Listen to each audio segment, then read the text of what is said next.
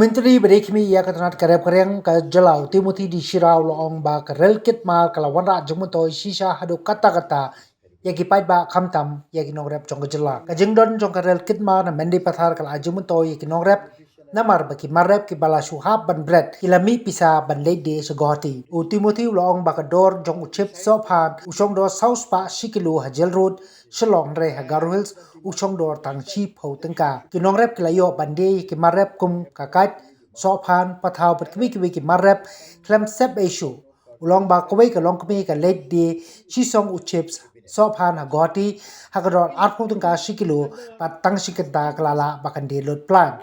halo ka jingwan rung ki brew na bar lengba ka lintiral u Timothy loong bagi bar julai ki wan thiet bar na mendi pathar ki dei na bar jala suda pat kimyo ya kalat bansa namar ba kibri kimde ya ka jaka ko puta par ka bajur ki ba wan rung be an ka dei na West Hagaru Hills namar bagi try mulok ki sa din bat kimtep ban yada yalade bat habaki wan sa be an ki brew na bar ka than West Hagaru Hills ki try mulok kila pan ban ye ki jaka pat kani kala play lat ye ki ban bar pan wan chong sendon hamendi pathar ulong bakam don kanu ko jing wan rung be an jung ki brew hakate ka than namar be ki brew ki pikir yala ka jaka ka puta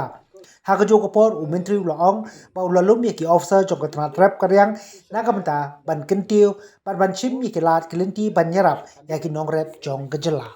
railway line has it brought some influx of outsiders in Hagaru Hills and also no, not yet till now. Say whatever say little land is the non-tribal set here and say it Medipata say it is not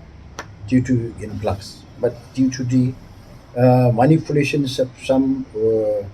staff of the district council say like settlement officer Kanango Mondol because you see they are non-tribal. All this in the past most of the Kanangos, most of the Mondols are non-Garos. So some areas like Mendipatar, it is a Kajasar Salbi area. Without the consent from the Nukma Kachan, that land can be settled to anyone. And that is before the passing of what is called this Land Transfer Act of Meghalaya. Before Meghalaya was created, some small plot of lands were settled in favor of non-tribals.